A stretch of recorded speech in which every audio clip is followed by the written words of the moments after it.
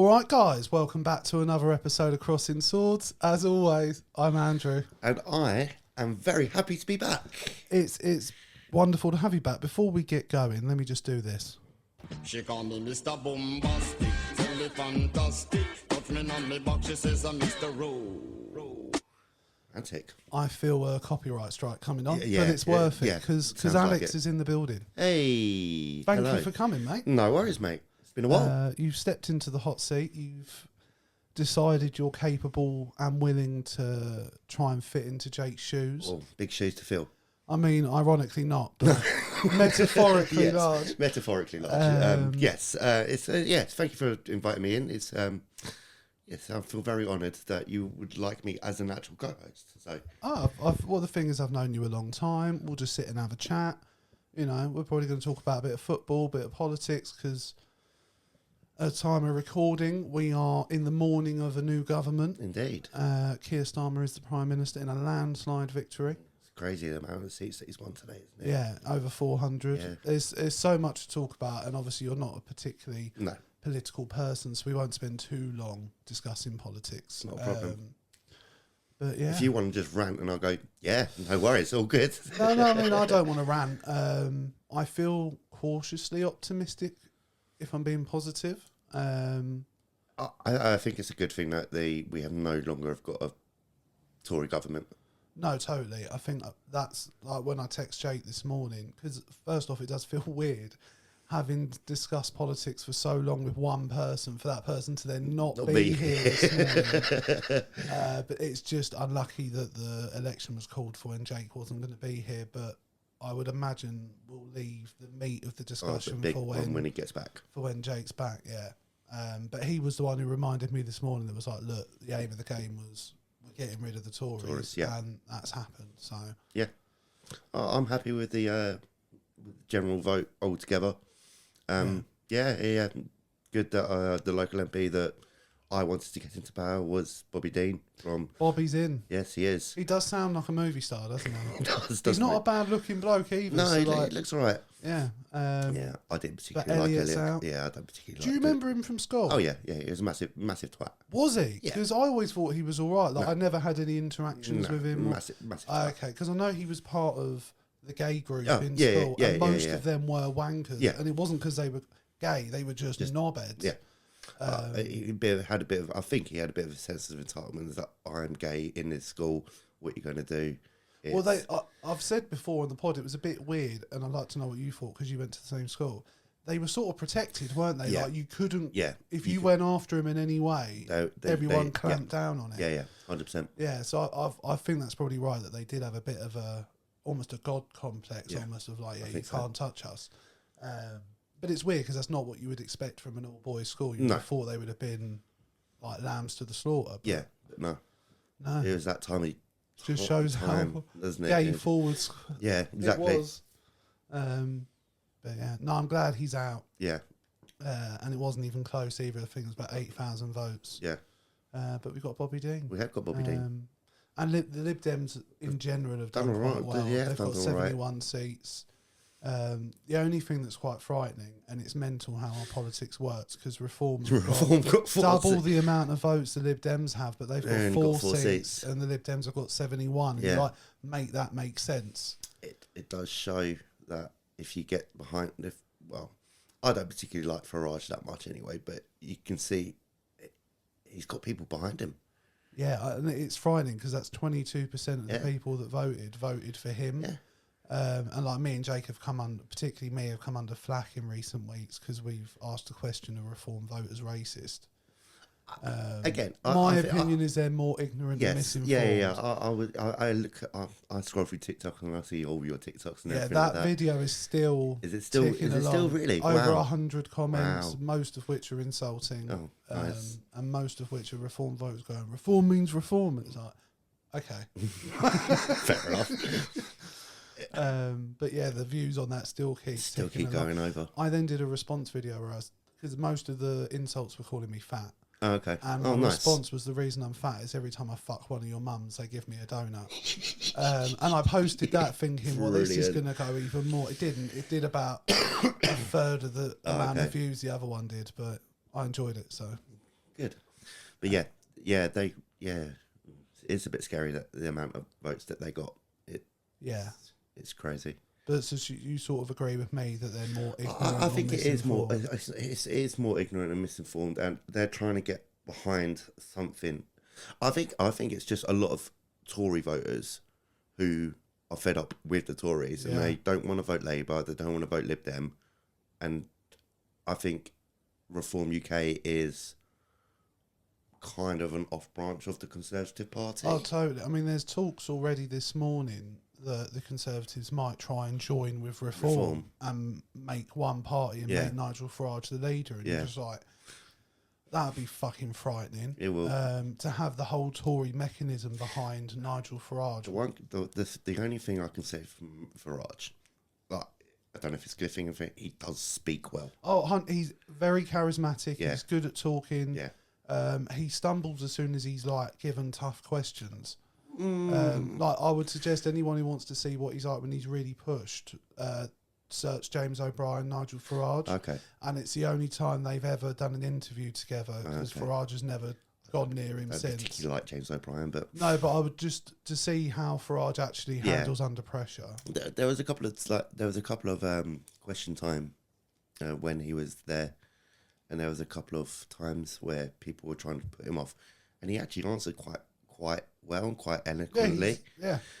But again, it's just a lot of chat, really. And it's a lot of nonsense. It is just a lot. It's all filler. Yeah, it's it just is. And it's buzzwords and it's 100%. yeah. It's all immigration, Well, the thing EDP is, and everything like that, and it's just the difficult thing going forward is the undisputed fact is that our country runs off of immigration. It needs immigration. Of course it does. Again, But the general attitude from the public is we don't want immigration. So I don't know how Labour immigration. are gonna... Yes, immigration is a good thing. The one point that he was saying, I'm not saying it's a good thing or what he's saying is true, is that in the past 2 years, immigration has gone up like 40% over the last 10, so from the previous 10. So apparently 2 million like people have come in over the past 2 years. So that's 1 million people per year. And he was saying, and I think that's what his point is trying to be. It's too much. Maybe. Do you think 1 million people, as my like?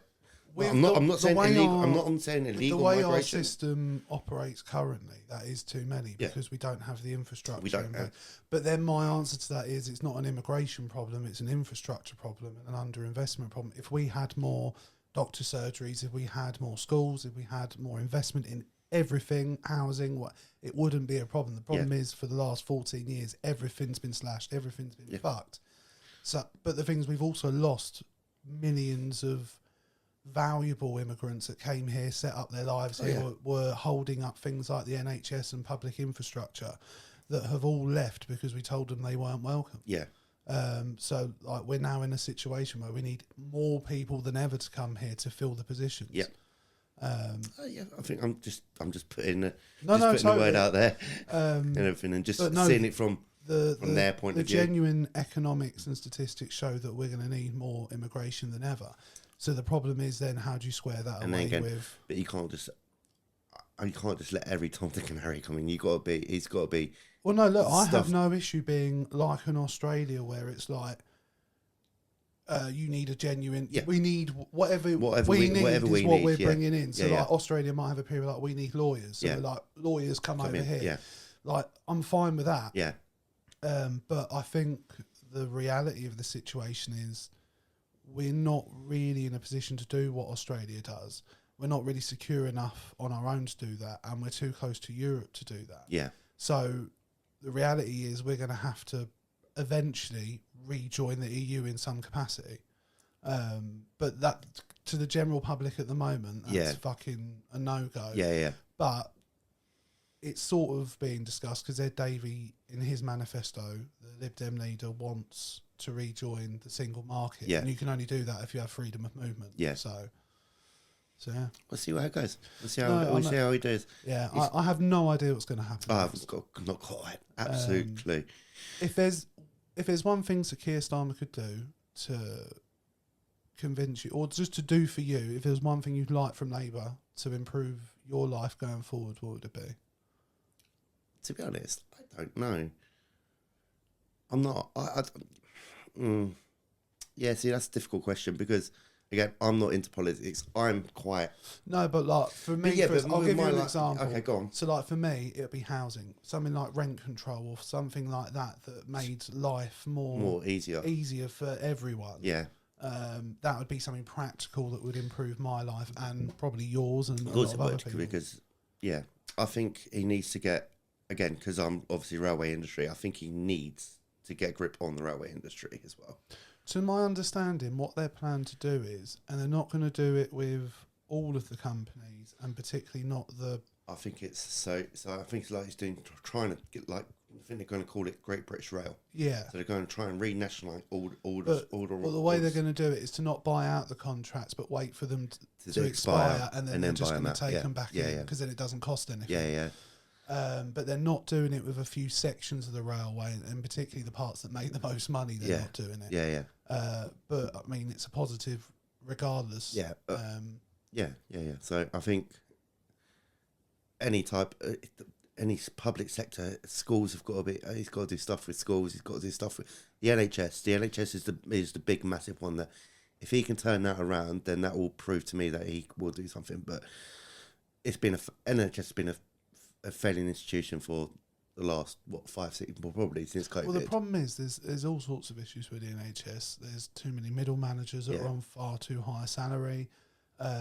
Hospitals are responsible for sourcing all of their own stuff, so they're all paying wildly different amounts. I think, like, if the government wanted to do something sensible, it would be create a logistics division that supplies the NHS. Yeah. We are the supplier to every single hospital in the country. It would cost a lot of money, but it would then solve. again, have we got the money to do that?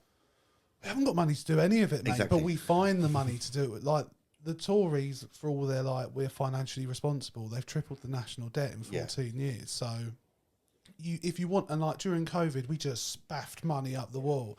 We can find money, and like the great thing about being a government is you get low interest rates. Yeah.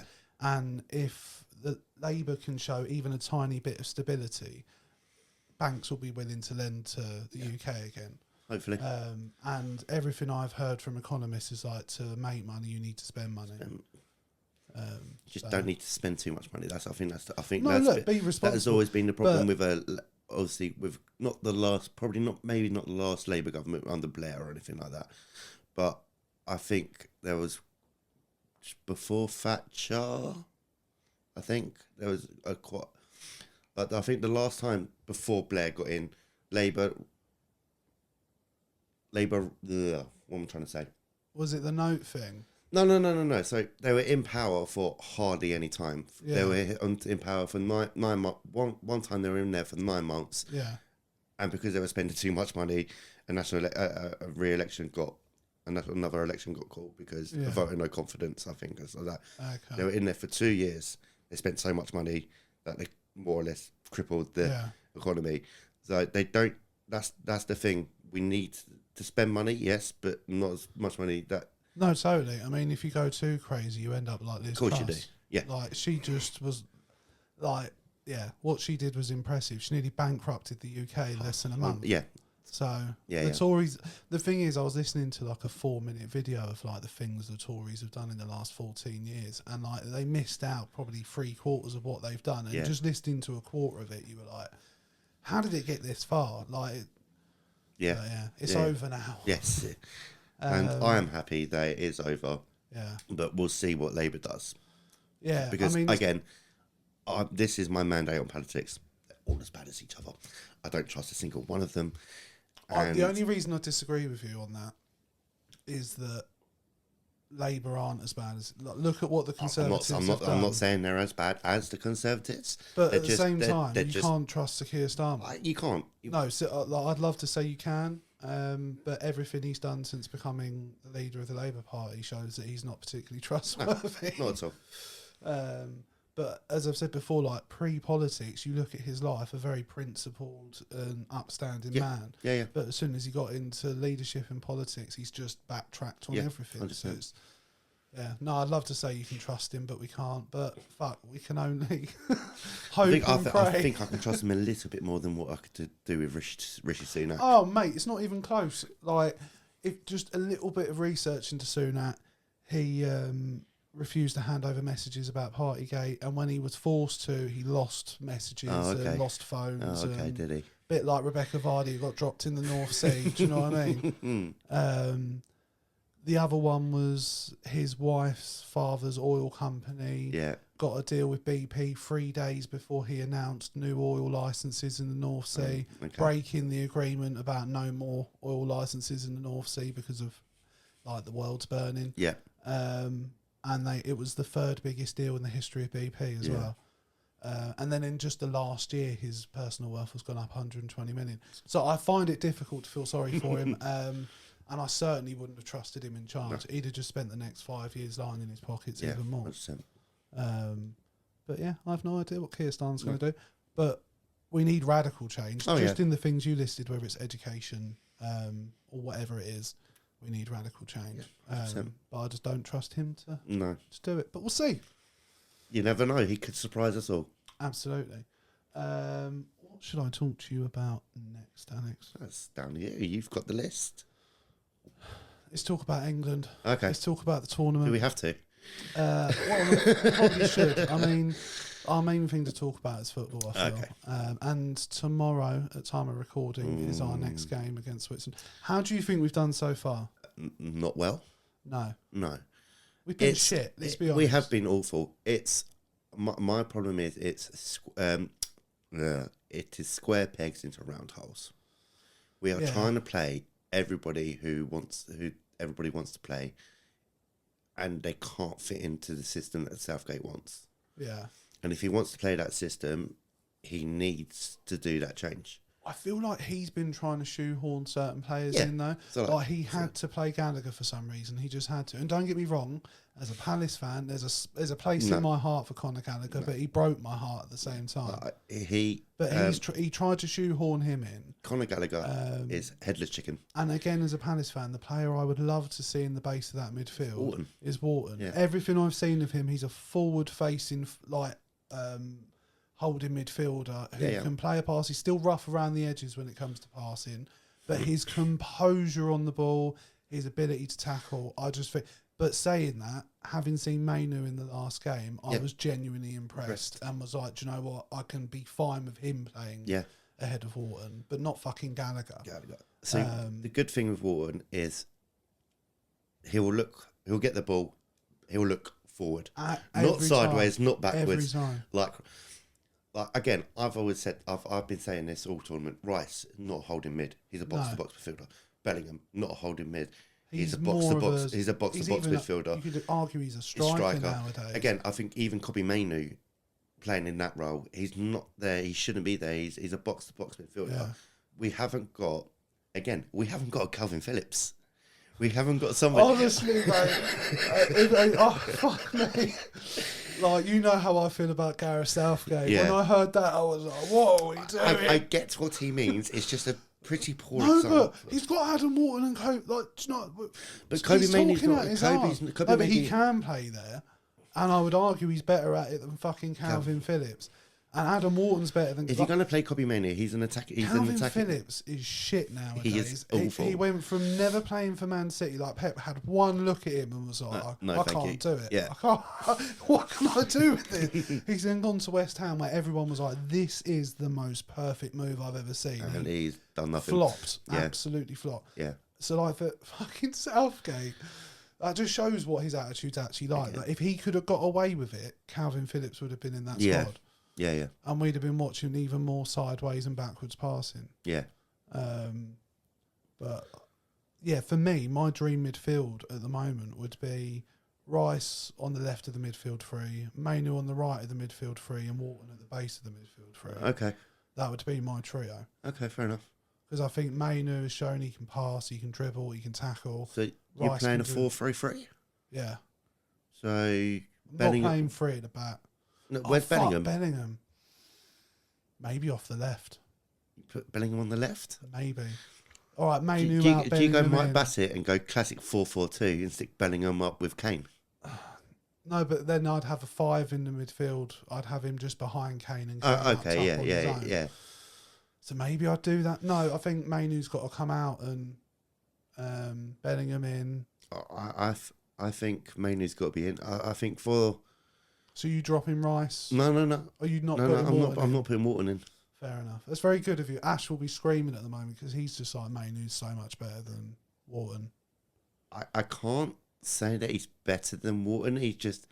I think he's more in what England need. Well, I can get that. Like I said, from that performance, I wouldn't have an issue with He will Mainoo pick up the starting ball over him. and he will travel. Yeah. And we need to get up the pitch. That's been our problem. We've been sitting... We're also just not passing or moving quick enough. Yeah. Like, you watch us and we're just fucking static. I think also what our problem has been is we've come up against 4 teams who have sat 11 men behind the ball and we can't break them down. And I don't know... No, I would say in the Slovakia game, until they were in the lead, they were quite attacking. Like, they were coming after us and they had the better chances. I didn't watch the first half of the Slovakia game. Yeah, the first half, second half was when we were just on them. Yeah. But the first half, it was all Slovakia, to be honest with you. I'm very worried about tomorrow. We didn't have a shot on target until Jude Bellingham did an scored, overhead kick, yeah. and we didn't have another one until Kane scored the winner. Well, that was literally about 30 seconds into extra time. Yeah. And to be honest, what annoyed me about that night, right, was we're seconds from going out and I'm in the middle of ranting to Ash and Jay. I haven't hit send yet, and I'm sat there going, imagine I hit send and we score. Yeah. And literally I hit send and I think about 30 seconds later, Bellingham maybe scored. a minute, Bellingham scored, and I was like, and I felt really conflicted because I was like, we've equalised, so I'm happy, but also like, fucking that ruins what I've just... Because basically my attitude was like, what was the point of all of this? All of the Southgate brings good vibes, Southgate's done this, Southgate's done a good job. I don't think he has. But what was it all for if it was just to end like fucking Roy Hodgson, Steve McLaren? What, like... 100%. Like... He's got to go at the end of the tournament, though. He's going to go. He's going to go. I have no faith in the... Because the problem is, I'll be honest with you, I don't know who replaces him. See, I don't want Brendan Rodgers. No. I don't want to hear someone talk about character every 2 seconds. I like Eddie Howe, but I don't think he's leaving Newcastle. He's not leaving Newcastle, no. I think it's too early for Eddie Howe. I really like Eddie Howe. I think he's shown he's a very, very good manager. Do you think we need an English manager? Yeah, but that is my preference. But then who do you pick? Exactly. There's no... Like, I don't want Steven Gerrard. I don't... Oh, mate, I was literally about to say I don't want Frank Lampard, and then I was like, I could see him doing okay. It's just going to be another Southgate where he's going to be learning on the job. Jurgen Klopp? He's not taking the... You don't think so? No, he's not doing it. No, I think he's going to take a year or two off and then he'll come back to Bayern Munich or something. Okay. That's what we've been saying. Maybe Klopp. And they're the two main people that me and my mates have been talking about from the cricket club. I just get the feeling he would be if I'm going to manage anyone nationally, it's going to be Germany. Yeah. And they've wanted him before, and he's not the sort of manager that leaves a job for another job. He waits until he leaves a club and then picks another club. Yeah. So I think he would maybe at the end of this tournament for Germany, if they don't quite do what they'd like, but I think they're quite happy with Nagelsmann. Yeah, I think they look good. Yeah, they do. I don't think they're not beating Spain tonight. No. Yeah, Spain have been really good. Spain have looked decent. Yeah, like Cucurella actually looks like a footballer. Which you wouldn't have thought so, having watched him play for Chelsea. It's Yamal, isn't it? The youngster on the right, it's from Barcelona. Barcelona just seems to spit out youngsters like it's not. They've got Gavi. They have Ansu Fati, although I know he's not done that well when he went to Brighton. Brighton now, isn't he? He was on loan at there. Brighton. They've got Pedri. They just shit him out like it's nothing. He's been the bright spark in that. Especially Yamal is big. Just the way they play football. Like you watch a team like that, and you're like what's Gareth doing? Yeah, Like, this is what a coach is meant to do. The amount of attacking talent they have on the pitch, and they're using it, and the amount of attacking talent I we would have argue, on our pitch. I think we're probably better than Spain, in my opinion. Yeah, 100%. We've got more talent. We've got arguably the best midfielder in the world in Jude Bellingham, and one of the best strikers in the world, Harry Kane. And yet you wouldn't know that when you watch him play. So for me, the standout player, I mean, it edges it, but Gahey. I think, Mark for me. Gahey's probably been our best player. After that, probably Mainu based off of one game. Yeah. So yeah, I mean, it was. You could tell. I mean, I'm nervous as fuck about not having Mark Gahey in the defence. Apparently, there's rumours that we're going to put 5 at the back. Isn't there? I've heard that as well. I've So heard the defensive three was Walker, Konsa, and Stones. Yeah. Trent right wing back, Saka left wing back. Which actually Saka I don't mind. Actually wasn't terrible when he went to win back. No. But again, like Saka's supposed to be one of the best wingers in the world. And you watch him he's- play for England, you're like, he's all right. Yeah, he's not great though, is he? But again, like Phil Foden, one of the best midfielders in the league, and then Is that down to the man? Is that down to the coaching that's them how what to play? Ash was saying to me was that with the common denominator Southgate, like, Southgate. he must be the one telling them to play this way Yeah. because none of them play this way in any other situation. And like for me, I look at Gareth Southgate and I'm like, has he improved as a manager? No, if anything, he's got worse. Yeah. Like even the good vibes thing, I don't feel like that's the case in this tournament. I feel like it's turned the fans don't want him anymore. No. And like someone said to me last night at work, he was like, "But we could. How would you feel if we won the tournament but had played shit the entire time? Would you care?" And I was like, "No, but that's not what's going to happen." Well, that's a very nice scenario to It'd think be of. a lovely scenario to happen, but yeah, like I don't think we're going to win this tournament. No. I don't think. I think there's a chance we get knocked out against Switzerland. To be honest with you, they looked look really good against Italy. Yeah, Italy Italy was were shit. poor though. Yeah, 100%. But to be fair to Switzerland, they looked really good. Yeah. But again, player to player, our team is drastically 100% better than better, theirs. yeah. But the way we play football and the fact we're going to go 5 at the back for me stupid as well. I'd stick to if we go 5 at the back. He will. You reckon? Yeah. Yeah, I think he will. Okay. I'm probably not going to be watching it tomorrow anyway. Oh no, I will be. I've got the weekend off this weekend. I'll play cricket. Really? So yeah, You're just going to stand in a field. yeah. Why not? I love playing Where cricket. do you play in cricket? You're a proper cricket guy. do, I just don't get it. You've never been able to get cricket No. whatsoever. No, but look, as soon as I found out about Test cricket, I was like, "What? Like the 60 overs stuff, or the Like T60, whatever it's called." T6. What are you on about? Yeah, so What's you it got called? the T20 stuff. T20 stuff. So that's there we go. it. I knew there was a T in there though. I'm happy I got that close, to be honest with you. 40 numbers off. Yeah, it's fine. Sorry, that's me. We chuckle actually. Yeah. So you got the short format for the Who's game like the big cricketer now? at the minute. Yeah, Ben Stokes. really. You've heard of Ben Stokes? I've heard the name, but is he the ginger one? Yeah, he's captain of the I English think I've Test seen team. him. Hasn't he retired though? No. Oh. Stuart Broad is the one who just retired. Right, yeah, the blonde dude. Yeah. He was the bowler, wasn't Yeah. he? Yeah. He was around when, like, I feel like Freddie Flintoff was around, wasn't he? Yeah, so he was just coming through when Flintoff was coming Yeah. through. That's, Retiring. to be honest with you, that was probably the peak of my cricket knowledge was back then, and I knew nothing About it then. But yeah, like, I like the idea of going to a T20 Yeah. or something like that. But even then, I'm not that. No, Not that it's fast. just a drinking, isn't it? Did you come to the T20 when we No, went? I was just like, no. I remember like Ash said something to me once, like, why am I going to go there to drink when I can just do it? Fair enough. The social aspect of it and getting I know, everybody together and everything like But that. that was his attitude towards the Epsom Derby. He used to Yeah, be like, this why is am I true. going all the way there just to have a drink when I can do it at home? Miserable bastard, isn't It's he? like, because you're alone at home. But yeah, so yeah, I'm probably going to be standing in the field at 5 o'clock tomorrow afternoon. How long will you be there for? So I think we're starting at 1. Probably finish about. Are you fielding first? I don't know. We don't. Oh, you still got to do the coin toss and Oh, everything so like this is that. the first. Is this a test match or? So it's 40 overs. Okay. 40 overs per side. So start at 1 o'clock.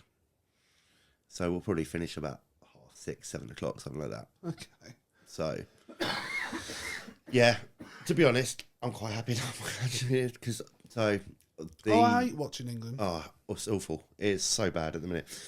As I said, to my point. So not to my point. So what you said. Did you saying what do you think's going wrong at the minute for England? I don't think I did, but it's a good question. I don't think we've got the wingers to play to Kane's strengths. What is Kane's strengths, though? Tell me, because honestly, whenever I watch him... But you remember from previous tournaments, we had Sterling, who likes to run in behind. So when Kane drops deep... Yeah, but why is he dropping deep, Because that's how he plays. That's always how he... Don't put him in the team, then. But that's always how he's played. He's always played that for how he plays. He's been playing that for how he's been playing for Munich.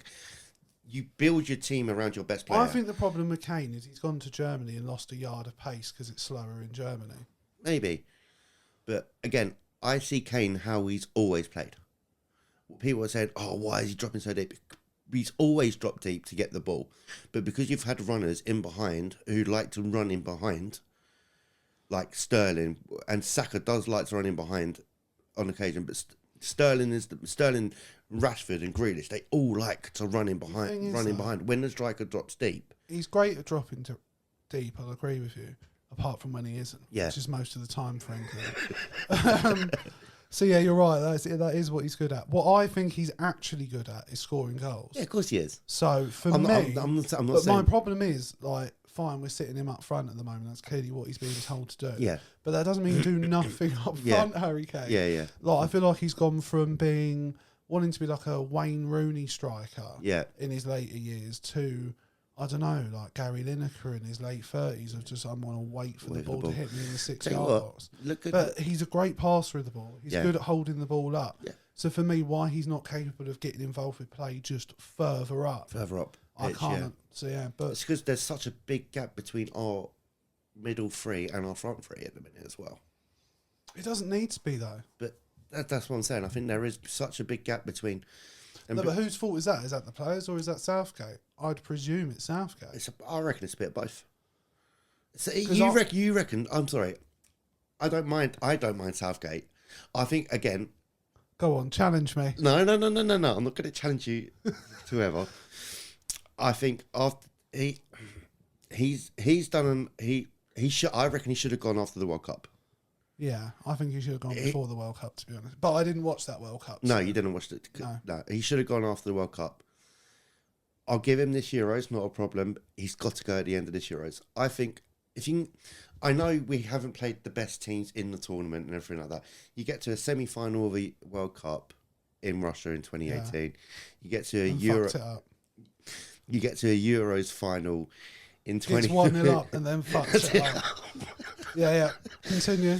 No, you've got to give... I can't comment on Qatar because I didn't see any of it, so I don't know how we performed. How did we get... I don't even I have no idea. I can't even remember. Quarterfinals? Semi-finals? Didn't we lose to France? Yeah. Oh, Harry Kane blasted apparently over the bar, didn't he? Yeah. I can't remember. Yeah, but I think he's done a good enough job. I know that people are saying... But has he? I think so. Like, if it ends this poorly, though, for me, like, I'm like, but it was all worth nothing. That's why he should have gone after the World Cup. Yeah, like I think get into that. Sure, I think it might have been quarterfinal of the World Cup. Lose it. We should have beat that. We should have beat France, 100%. I can accept prior to this tournament the way, particularly in the first two, the way he changed the culture, the atmosphere, and the attitude towards England. That was a very good job and a very difficult job to do, especially considering the lack of optimism when he was given the job in the first place. Because he got it straight after Allardyce got sacked, didn't he? Looking back, it's probably a good thing he didn't stay, but at the same time, I felt really bad for him. For Allardyce? Yeah. Like, all he did was admit to taking a few bungs. Yeah. He's like, we're all at it. Of course they are, but you don't go and admit it to, well, obviously he didn't know. It was the undercover shake, wasn't it? Yeah. And also what came out was that he likes drinking pints of wine, and you're just like, what a lad. And I always felt bad for him because, like, his Bolton team played some football. Oh yeah, but they had JJ Okocha, Nicholas Anelka. Yeah. Like, who was they had Kevin Nolan. Hariderson would have been was in there. I'm just trying to think who the keeper Ivan Campo. Was he there? He was a holding midfielder. Okay. Who was it? Steve Malbronk was there at some point. No, I think he was Fulham, wasn't he? That's Fulham, yeah.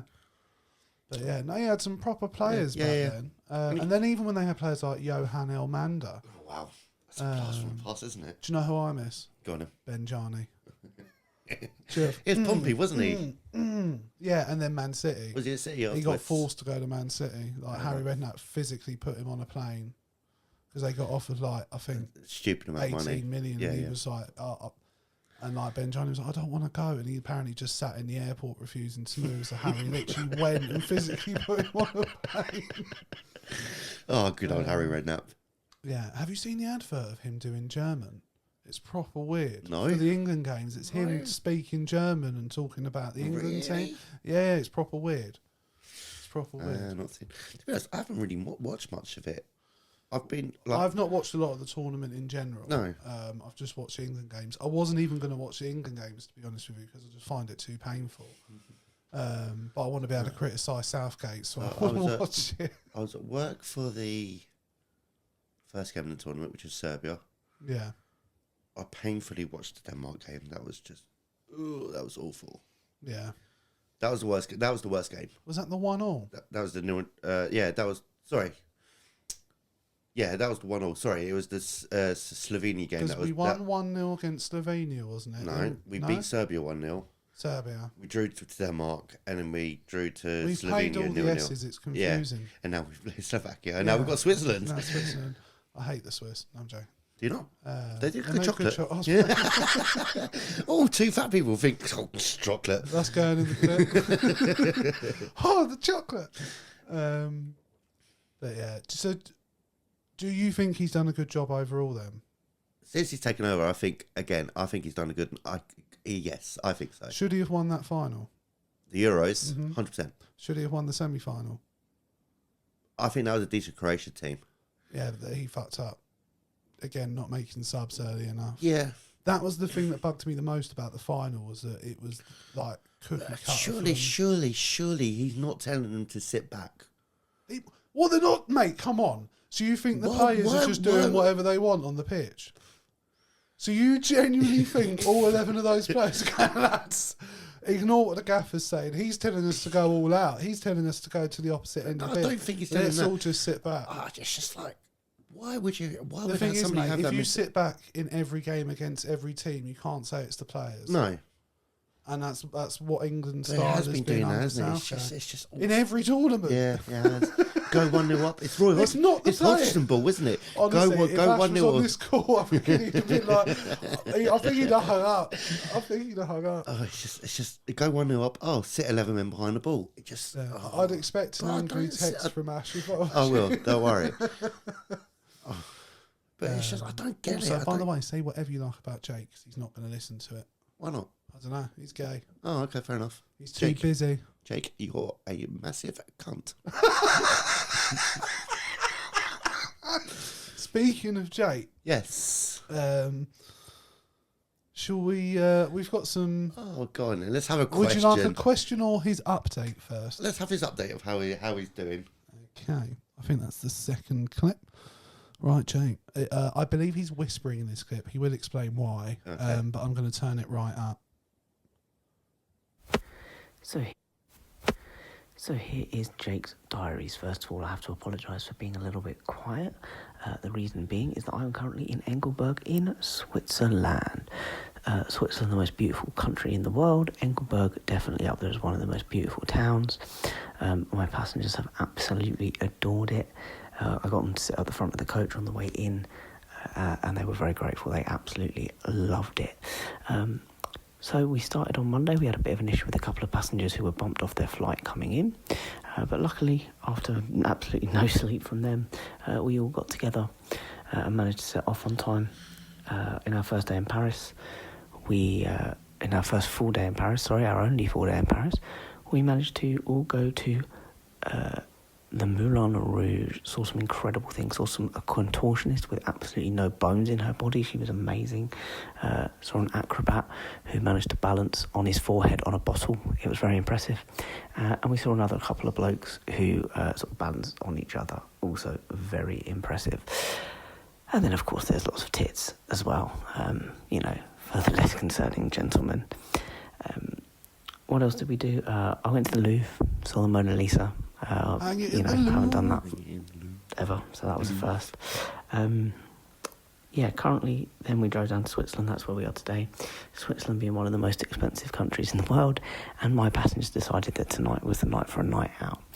Hence why this voice note is a bit quiet, because we have to be quiet between sort of 10 o'clock at night and about 7:30 in the morning. Otherwise, the police will be called. Very strict laws on it in Switzerland, because the noise bounces off the mountains when you're down in the valleys, and really carries.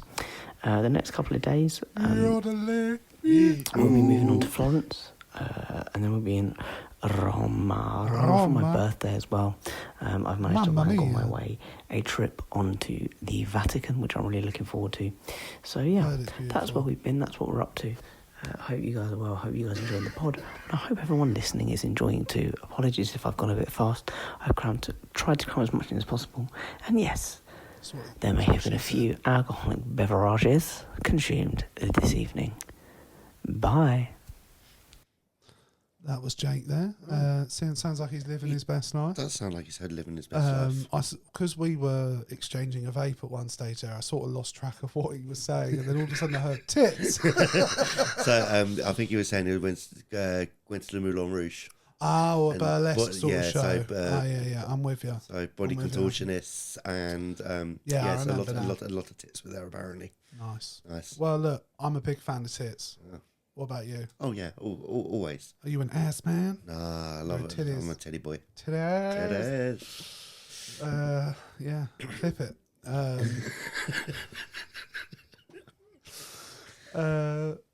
But no, it sounds like he's having an amazing time. I'm proper jealous of going to places like Switzerland, because I've seen photos of like Ash's travels there, and when you guys have been there. Yeah. And it's, the scenery stunning. I've been to Switzerland once before. I can't actually remember. It was when I was quite young. Okay. But I remember we were staying in like a maisonette, and we were like right by the mountains, and it was just phenomenal. Yeah, so I think when we went there, so obviously we went to Bern to watch Palace play. Oh, nice. Yeah. What, in the pre-season? The pre-season friend. Is that Young Boys? It was Young Boys. Young Boys. So we went to that, and Ash took us to Latterbritain. Latterbritain? I think it's Latterbritain, something like that.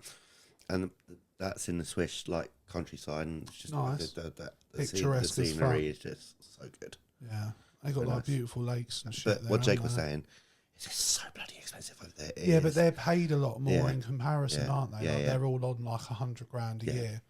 But it's extraordinarily expensive over there. Yeah. But yeah, it's lovely. So I think what you're saying, we went to the Louvre, hang it in the Louvre. Hang Jude Bellingham's goal in the Louvre. Oh, that was lovely. Yeah, I mean, it was an average bicycle kick though. In terms of as bicycle kicks go, in terms of like the connection, the power. Oh yeah, but I think if he hit that better, that doesn't go in. No, you're probably right. But just like if you compare it, I know like Rooney's was a bit of a shinner, but like the beauty of it, the Garnacho one. The Garnacho one last season. Phenomenal. I'm really annoyed about that Garnacho goal. Why? Because it took away Michael Olise's goal of the month thing. Because Michael Olise had about three kicks and shit, weren't they? So I think it was against Luton. We lost 2-1 against Luton last season. Yeah, that was under Hodgson. Don't worry. Oh no. We still don't know what happened to Hodgson. We just sort of moved him out. He got ill, didn't he? And then, he got ill. Yeah. No, he got ill. Yeah, he did. Well, yeah. Yeah, I'm jealous that Jake's going to the Vatican. Yes. I've heard it's very, very, very I've beautiful. heard it's very nice over there. I'm not into the whole religion thing, but just the art. Sistine Chapel and everything like that. Yeah. Is it Michelangelo's painting on the ceiling? Yeah. But speaking of that, have you ever watched Rylan and Rob Rinder? They go travelling together. No, but and you'd think it wouldn't work, right? But it's brilliant because Rob Rinder's like a really straight-laced gay guy. Yeah. And Rylan is Rylan. Right out there, yeah. And they just become best mates. Yeah. Travelling together, and they go to Rome, Florence, all these places, and experience all the culture. And Rylan's like sobbing at paintings.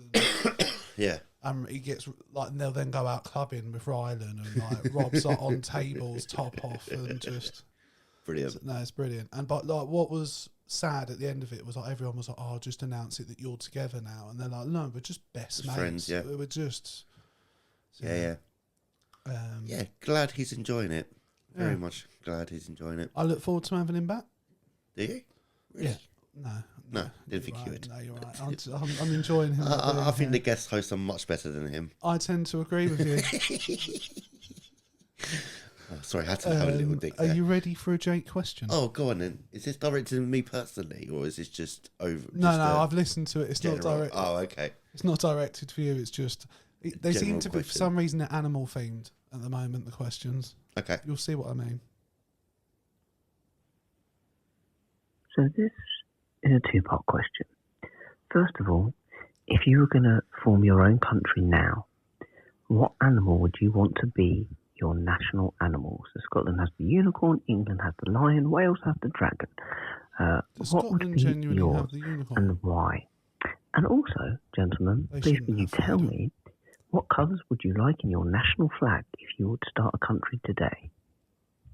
These are proper rogue questions, by the It's a way. bit. I'm never expecting these. So sorry. So What if you were to make your what own is your nation- national animal, Yeah, if you created your own country. and what would your national flags be? Yeah. Random What are the colours? The thing is, what goes through his? given that like the general election was coming up, the Yeah. football's on, Yeah. he could have asked anything. Yeah. And he went for make up your own national animal Yeah. and pick some colours for a flag. Animals. Just because I don't like the question, and I don't want to. My national animal is going to be a pigeon. And my country's flag are black and white stripes, vertical stripes. Sorry, That feels racial. I'm just Why not? going to throw it out there. and with a pigeon in the middle of it. It definitely feels more racial now. I don't know why. Don't ask me why. So yeah, sorry, it's black and white. Like What's the name of the country? He didn't ask that, so I'm not going Pigeon Man. Pigeonia. Pigeonia. I like it. Pigeonia. Pigeonia. Pigeonia. I honestly, national animal. Do you know what? Just because of harking back to an old episode where I said I could knock one out with one punch. Yeah. Kangaroo. Oh, I love it. By the way, I'm sorry, you can't. Are you allowed to use an existing animal? Because it's kangaroo's national animal of Yeah, fuck Australia. I'll knock them all out. Any of those cunts. All of them, mate. all the countries' animals. Fuck off. Not just the animals, the people. The people. You against a million Aussies. I'm backing you, Just mate. one Backing at a you. time. Just one at a You all time. day long. All I need is a million punches. Just one per person. Sounds They're going sounds down. like good. Okay, so sorry. Yeah, okay. So a kangaroo. And the colours, just to piss off Australia, they're yellow, aren't they? The yellow and green. I'm going yellow and green then. Fuck Australia. So you're just being Australia. No. No? No. Okay. We're not Australia. Okay. Big Daddy Big Land. Okay. Daddy Big Land. Big Daddy Big Oh, Land. Big Daddy Big. Okay, cool. Because I'm Big Daddy Big. You are Big Daddy Big. Yeah. Or you're Mr. Licious to me. Oh, stop it. You naughty boy. I know. tell me about it. Jake, I hope you're happy with our answers. He won't know what our answers are. He's not No, going to listen to no. us. It's It's a shame like on you, when I'm Jake. not in the pod, I don't listen to it. I know you don't. Jake calls you out regularly on the pod Oh, I for know, not I listening know. to the pod. So I watch your clips on TikTok. Oh, I wow. think that's good enough. Are you liking them though? Yeah. Sharing them? Maybe not sharing them. Shocking. I know. It's What awful, about on isn't it? Facebook and Twitter? I don't particularly go on Facebook that much You anymore. should. Just for our clips. Okay. I'll next, you know what? Next time I go on Facebook, I will just scroll through and just like every post that you've done for the past year and a half or whatever, however long you've been doing the clips Absolutely. for, and I will share I every expect single one of them. nothing less. Even poor Lil, last time he was on, I was like it. Like it. Another. Tell you what, we talked about Palace a little bit, so why not continue? One of the big talking points, and it's funny how quickly things turn. Midway through the season, and when all the Hodgson stuff was going on, Steve Parish was coming under a lot of flack. Yep. What do you think about Steve Parish? He's done brilliant stuff for our club. I'm sorry, if it wasn't for him, There wouldn't be a Crystal there wouldn't be a Palace. Crystal Palace. And I think he's ruling it with his head, not his heart as well. Yeah, I think if you listen to every time I listen to him in an interview, I'm like, all he comes across as is someone who loves the club. Yep. is trying to do the right thing. Yeah. Whether you agree with what he's actually doing, he's doing it from a position of the amount of stuff I've seen is, Parish needs to go. the way he doesn't. the way he's improved the infrastructure, the way he's trusted people. Like I was surprised when Dougie Freeman was made director of football when he was first made, and I didn't really know how much of an impact he was going to have. Yeah. But the level of faith he's put in Dougie to go out and find players and trust him to sign them. Because our success rate prior to Dougie was really bad. They weren't great, was it? And they were all older players, players with no resale value. I think the best person, like just before Dougie, was who we bought was Johan Kabay. Yeah, but again, wasn't he like 27, 28? Yeah. But that's what I'm saying. I mean, he didn't cost a lot, to be fair, at the time. But he was good. He was mustard, wasn't he? Yeah, I liked a bit of Johan. Yeah.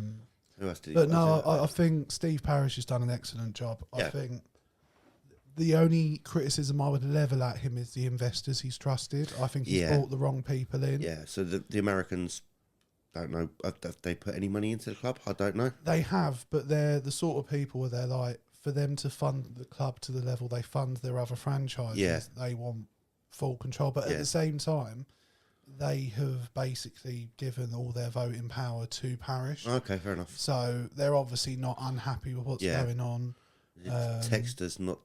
Texter's going. Yeah, I think. I don't know whether he's actually sold his shares yet, but my belief is that he's going to sell his shares in Palace, which, to be honest, I think is a good thing. If you look at his involvement in every other club he's involved with, it's not a good one. No, it's not.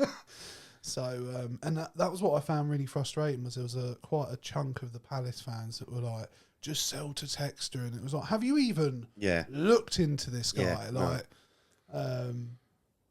he sorted the youth facilities, he's invested heavily in that.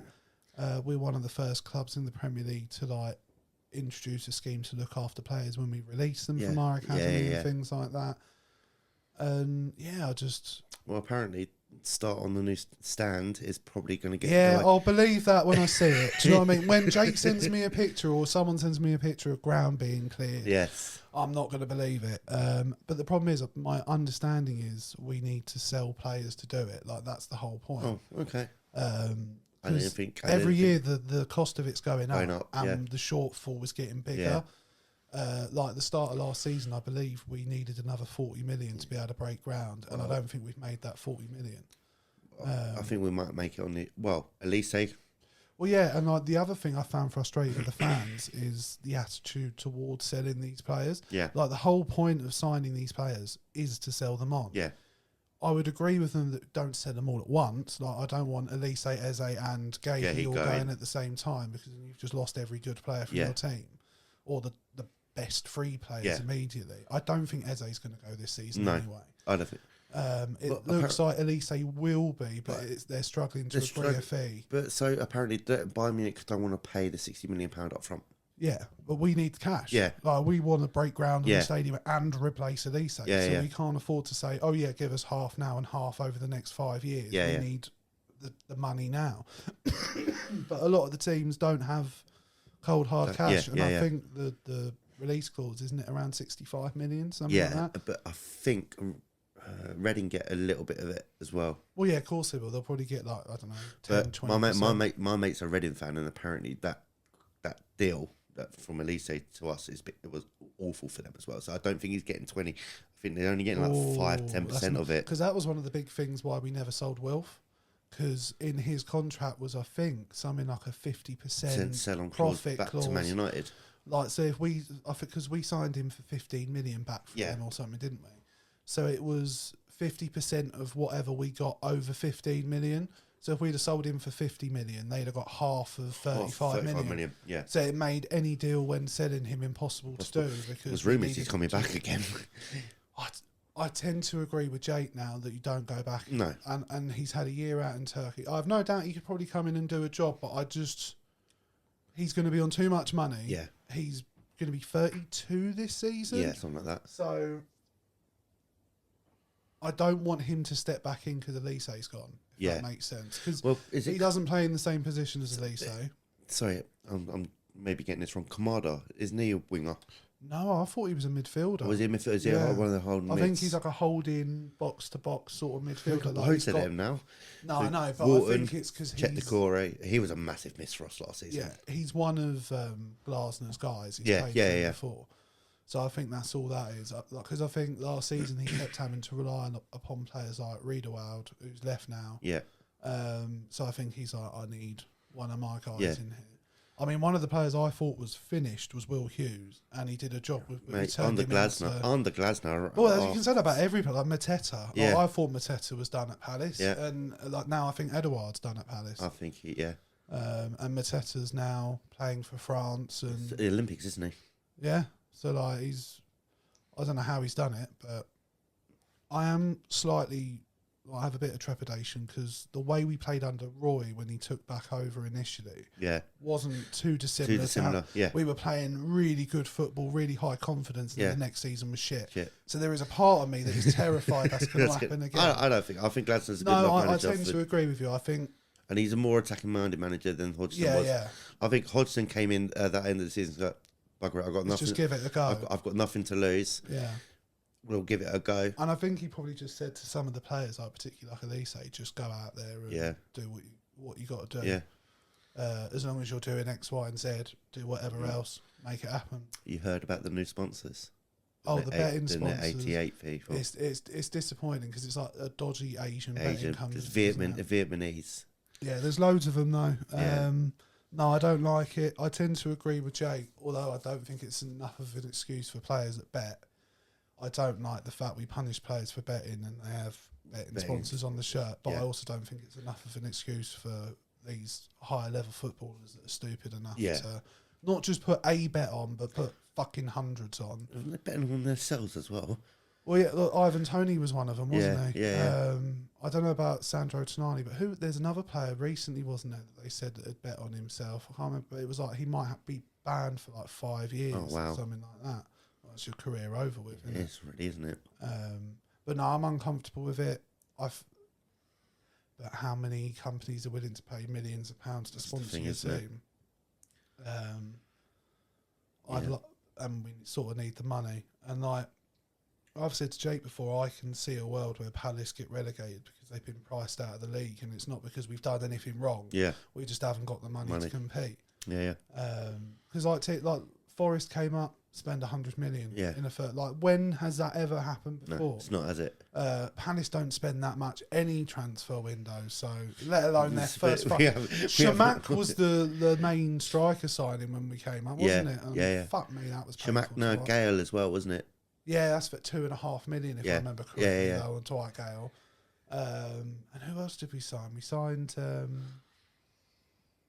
Who did we sign when we came up? We signed Joe Ledley. Scott Dan? Probably Scott Dan, yeah. He was really good. Yeah, I liked him. I said to Jay, I had this really weird moment where I thought I imagined Gary Cahill playing for Palace. He did play for Palace. No, I know, but I thought I'd imagined it. Oh, okay. And I had to I started panicking for some reason. I might have been inebriated at the time. And I had to Google it and be like, oh no, he did play for Palace. Remember Tom Ince came in, didn't he? Yeah. It was like a... Because Holloway left and Pulis came in, didn't he? And I think Pulis got it. I can remember the first game under Pulis, because I was sat next to Dan, and we'd gone from playing trying to play out from the back almost under Holloway. The hoofball. To literally the first kickoff, it got played back to Delaney and just 40 yards up the pitch. And I just turned to Dan, I was like, this is going to be a long season. Yeah. But I remember because we went on a run, didn't we? And I think 4 or 5 games in, we'd won a few games. Yeah, but it was just fucking dreadful. Yeah. And I said to Dan, it might be fucking horrific to watch, but we're winning. Because I think he got Holloway got sacked. Oh, it was dreadful under Holloway. Yeah, in the Premier League. Yeah, I think we won. He didn't do great in the Championship either. He nearly fucked it up. We went from being top of the league to scraping playoffs. Yeah. I was going to say, I remember the Sunderland game. It was a Sunderland game when Stuart O'Keefe scored that bang, got it in top bins. Yeah. I think that was the only game Holloway won. Yeah. But that was against a very poor Sunderland side. Yeah. They were poor. They were awful. So I think they got relegated this season. They've just gone down and down. But yeah, I just feel like in general, I feel Palace have just, particularly off the pitch, has improved. Oh yeah, 100%. Since being in the Premier League. Yeah. And I'm quite happy for Parish to keep going. Yeah. Stay in charge for as long as he thinks he can.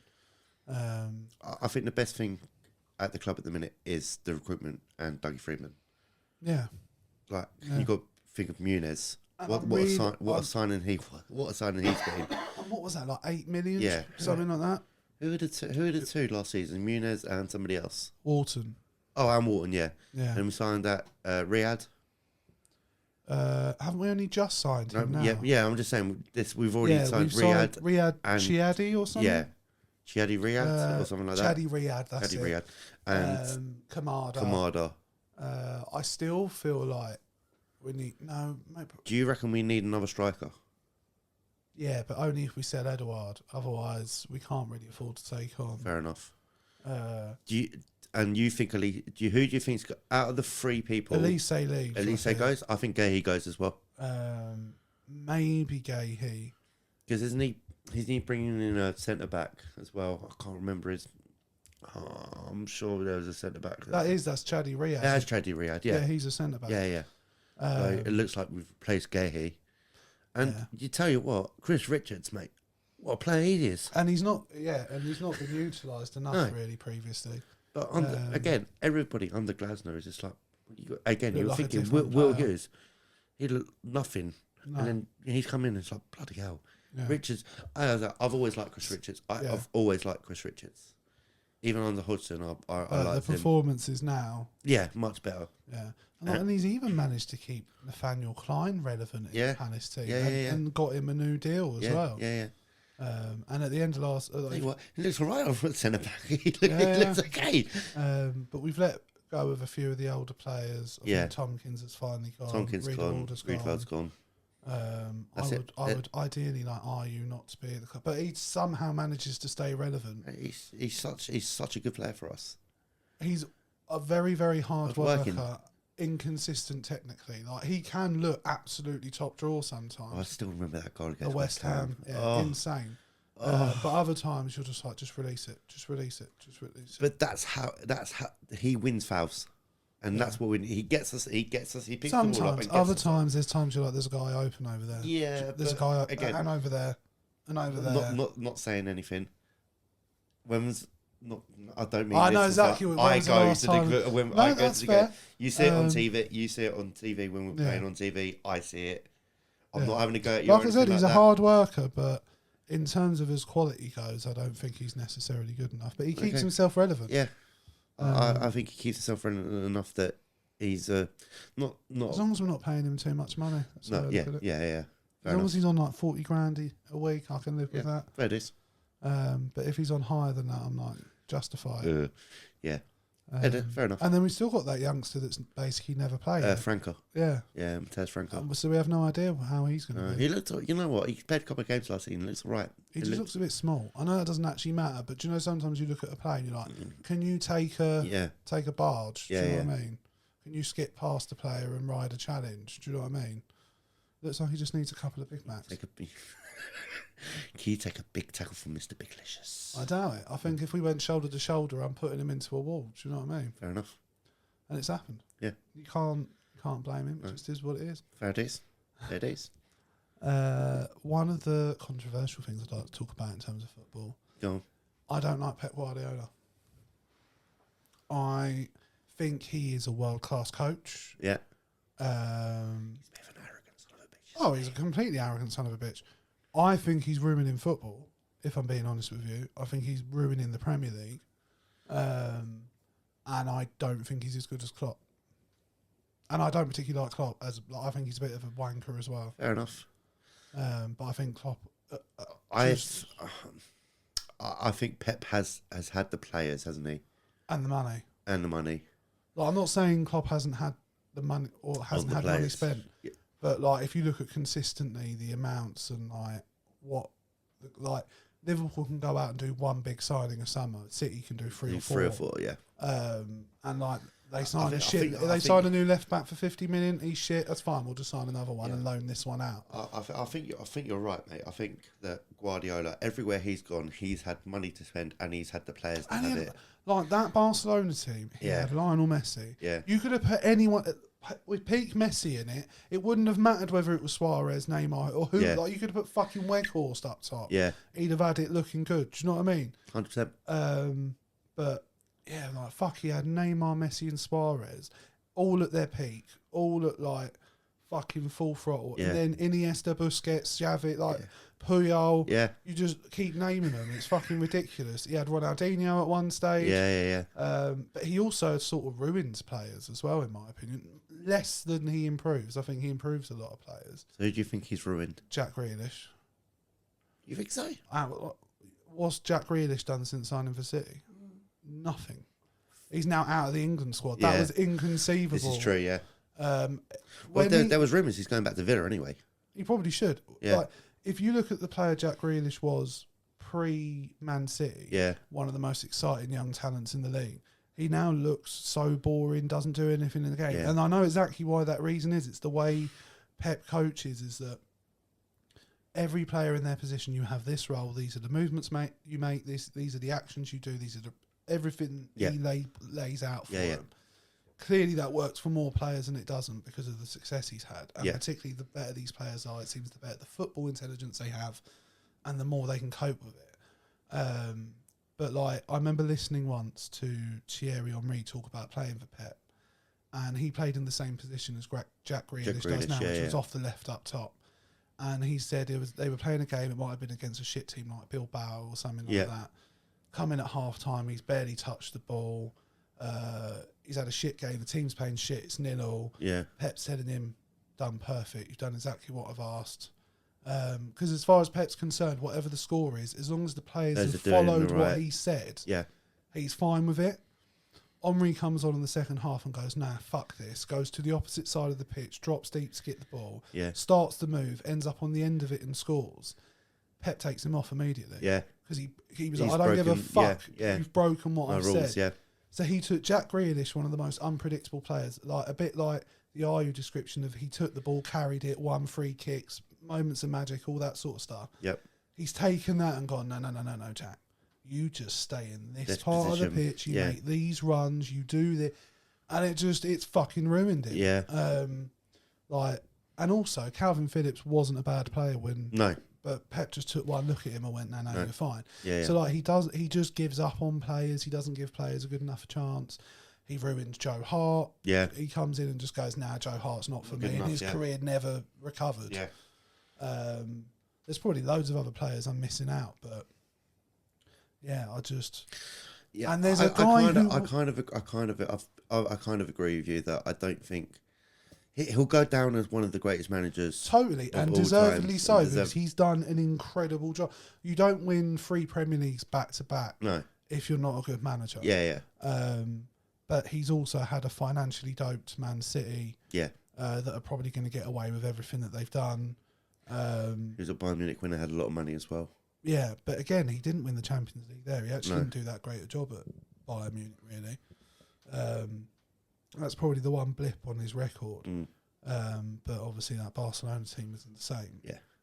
And there's like I said, and the problem is my issue with him tactically is what it does to everyone else, because his is all about total control over a game. So against a small team, they just sit back and wait for City to pick them apart, basically. Yeah. Occasionally a team goes after them, and they tend to actually not do too badly. But 9 times out of 10, they still lose.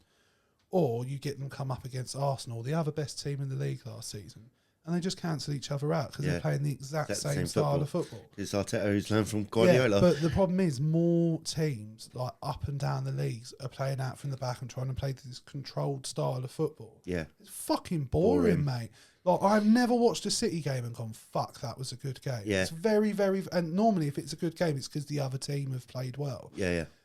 Whereas when you watch City against Liverpool, 9 times out of 10, occasionally they cancel each other out, but most of the time it's a good game because Liverpool are fucking chasing after everything. And the minute it gets shit is because Liverpool have got tired and they have to sit back. Yeah. So I think genuinely he ruins football games. Fair enough. I think he ruins some footballers. I also think he's a massive prima donna. The fact there's a guy who works in the coaching staff whose job it is just to sit and get screamed at by Pep. Really? He's like he's Pep's emotional support coach. I'm not shitting you. You watch the All or Nothing, and there is a guy whose job it is, mate. He's one of the first team coaching staff. Yeah. He does zero coaching. All he does is Pep will be about to have a meeting with the players, for example, before a game, and Pep is just constantly pent up. He doesn't eat on game days because he can't eat and it's too stressed. Yeah. He's gonna have a heart attack one day. That's how stressed he is. Like everything is. Like, he's as passionate as he comes across. But so he'll be about to have a meeting with the players, and he'll go into a room with this guy. Just shout at him, and they'll just start talking, and Pep will just get it all out. Yeah. Like everything he wants to have a go at him about, and the guy will sit there going, "I know, Pep, I get it." And occasionally he'll try and defend the player, but most of the time he's just sat there going, "I know, Pep, I completely understand, but you need to think about it." And he just sits there and he's basically like his counsellor for 10 minutes, and Pep will just scream at him, and then he'll go into the room and go talk to the players. Fair enough. And it's just like, fair enough. He's recognised he needs that. It. But I think that's a bit of a problem as well. Yeah, just a little bit. bit. If you're that pent up that you need someone that's with you every day that you can just scream at. But I guess it's better than abusing the players. This is true. And I hope the guy's being paid well. He probably is being paid. He's at City, of course he's being paid well. Do you reckon he just sits there sometimes? He's like, how have I ended up? He just counting all my coaching badges. No. He's counting. Oh, so that's a tenner for that screaming match. Just another tenner. It's like all counting the money for just being screamed at. Thank you very much. I'll do that job. I hope everyone else is really I would nice do that job in a heartbeat. Would you? 100%. No, I think. If he's getting, I'd be like, Pep, get a grip of yourself, mate. Honestly, it's just fucking football, mate. If he's getting paid, you've won a lot. You don't need to be like this. It goes quite well for you. I would do that for 20 grand a week. I would do that for. I don't think you're getting that much. I don't think that's what coaches are on, mate. No, you don't think so? No, I think coaches are on probably like more the 100 grand a year sort of. I'll do it for 100 grand a year. Really? 100%. No, I'd want the sort of numbers you're talking about for it to be anywhere near worth it. To be 5 to 7 days a week, Pep screaming dummy. I think it would take as long as it's just saying, yeah, no worries, okay, cool, that's fine. Yeah, I get it, 100%. But no worries. Is, what came across though is this guy was clearly an actual coach. Yeah. Like he started He's got off all the coaching badges and everything like that. Because he understood the football stuff. Like he wasn't just like a counsellor that he's hired to sit next to him in a training area. He came across like this. This guy was hired to be a coach and has just developed into Pep's spirit animal. Do you know what I mean? Fair enough. But yeah, so I think Pep's ruining football. Fair enough. No, I can see where you're coming from. I can get behind that. Like, I look forward to him leaving the league, and I really hope City don't. I think they probably will. City will probably win the league again. You reckon City? Oh. There's nothing happening with any of the other teams that make me think that they're going to be able to bridge the gap. Nah. And City they march on. Do you know what I mean? They're just an unmovable object, aren't they? Yeah. It's crazy how good they are. It's crazy. You think they're down and out, and you're just like, nope. Thank you very much. No, I don't actually think they played well at all last season. No, they didn't. There was no stretch of the season where you were like, "Oh, they're in control." No. They just know how to turn it on, and that's testament to how Pep's like fucking coached them to within an inch of their lives. Yeah. Like they know exactly what they're doing, and like eventually, it doesn't matter how well you drill defensively. A team with that quality and with that precision of how they play, there's not a lot you can do about it. I think that's fair enough. But it was nice. I mean, the last time Palace played City, we played really well and we went after them, and I think they still won maybe like 3. They won. But I remember watching it. 4-2. I remember watching it being like, we've done all right. We scored first. Yeah. And Mateta scored, didn't he? Yeah, and I think we then fucked up our next chance, if I remember correctly. But yeah, like I remember thinking, all right, do you know what? I don't mind losing 4-2 to Man City. Yeah. I have an issue losing 4-0 to Man City if we've just sat behind the ball. We didn't. I'd far rather you get bent over going after them than bent over when you've not tried. It was 1-1 at half time, and then they scored like 3 quick goals straight after half time. Yeah, sounds about right. De Bruyne, mate, he's a joke as well. Yeah, when he's on form. Well, like, the thing is, it's like when we used to play at Power League. Sometimes you'd come up against certain players that you just, what am I meant to do? Yeah. Like, I'm not at that level. No, yeah. Like sometimes you'd come up when we played the other guys, and like you'd come up against Ben or Aaron or someone like that. Come on, like what do you want? What do you want from me? Don't move out of the way. No, well that's fair. That's fair. That happened once prominently. It's just stuck with you forever now. That Yeah, sadly. come through, no worries. Do you know what? In the moment, he cut in every single time. Yeah. So in my head, I was like, well, if I just step in just before. The problem was I stepped in like 5 seconds before. He then had all... Nice. Come through and have a shot. I couldn't even look at Ash. I couldn't even look at him. Because the worst part was, every other time the guy had got past me, Ash had been there to cover and block it. But he said this one time, no, I reckon Andrew's got it. And he said he went up. And I just step out of the way. And if I remember correctly, he then taps it across to someone who just taps it in. Those were the days. Do you know what? I used to be in so much physical pain back then because I used to work all the time. Yeah. And I'd work Saturday night, Sunday all day, come and play two football matches, and then be in work the next morning. Yeah. Like, fuck, it used to kill me. Yeah. But I loved it. Yeah. Especially when we won the odd title, which wasn't very often. No, but it we wasn't. did a few times. Yeah. I enjoyed that. I still play five-a-side nowadays. Oh, do you? Yeah, I play. Who are you playing with? Anyone I know? No. Just random. No. So you said that suspiciously. No. Secretly, you've all got a five-a-side. Because Dave sometimes plays. Ben sometimes plays. Tony sometimes plays. Right, so you have literally got a secret five-a-side. But it's not. all the old people. It's not because it's not my team. It's so it's Hislop's. So because so again, someone I know, it's his. Hislop doesn't play anymore. If you kind of die quietly, he's a daddy now, he is. Yeah, so he that's why he stopped playing, because obviously he's got William now and everything like that. So he's like, "Oh, do you want to come play?" It's like, "Yeah, all right." So I've bought in. It's all right, I'm only teasing. You're allowed to play football. I bought in Ben and Tony. Nice. But they don't play regularly. No, so is Ben still good? Ben's silky, because I know he listens to the pod, mate. Does he? You are Ben. legend. You're so good. I miss you, sexy. Yeah. He that's does perfectly on brand. It's flirty with Ben. every time, like I go pick him up when he comes and plays. It's like, "Oh, you've been listening to Slip Pod?" It's like, well, I don't, but I know you do. So it's I like that Ben listens. Thank you. Ben does Matt. listen. I know he listens very often. But Ben, fucking like a post, bro. Come on. You can get Ben on. Yeah, I could do, to be fair. Special guest. Yeah, maybe. I think I'd want to meet. I haven't seen him for ages. Do you know what I mean? Yeah. So, I thought about go and get Morris on the pod. I did not. I was about to say I have thought about. That was royally piss off Jake, I think. Though. I think Jake would like to be here for it. Oh, if okay, we did it more. I don't think he'd be annoyed I had him on. I think he'd just be annoyed that he wasn't here for it. Yeah. But yeah, I'm not sure how it would go.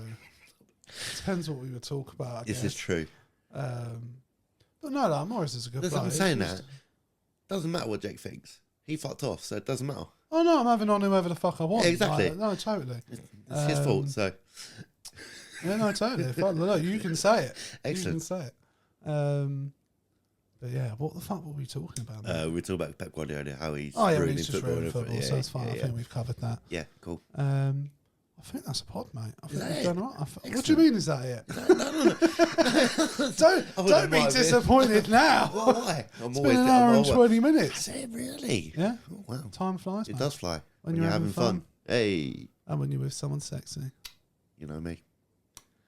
Right, guys, thank you very much. Alex, do you want to do the socials or should I do the socials? I can't remember the socials. Oh, that's a shame. You could have just gone, no, mate, it's your turn this Oh, time. it's your turn. turn. Played it off. But we'll cut that, don't worry, we'll cut that. Yeah, because you're that good at editing, you can cut that out, yeah? Hey, I do editing. Little bit? A little bit. Yeah. A little bit of editing. Yeah.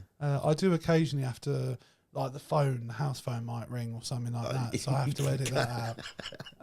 That's Brilliant. And it fucking goes on for ages. So me and Jake Sorry. just end up sat here just... Yeah. There's a couple of times that the cat's been in shot and you haven't edited that out. Well, no, because he's there for like fucking half an hour. You can't edit out half an hour. And it depends. The old cat that's passed away, he would just sit there and not make any noise. Yeah, so I don't yeah. actually have an issue with that. It's funny. You can make a joke out of it. Yeah. But the other one just sits there and meows. Yeah. So you're like, no, well, you can't have that. So you have to chuck him out. But yeah, right, guys. Social media. You can find us on Facebook at Crossing Swords, and Alex, gesture on the screen because I had to hit. So as you gesture on the screen, they'll drop on the screen. So Facebook, it's Crossing Swords. On Twitter, it's @SwordsCrossing. On TikTok and Instagram, it's CrossingSwords_podcast. And you can email us at CrossingSwords19@gmail.com.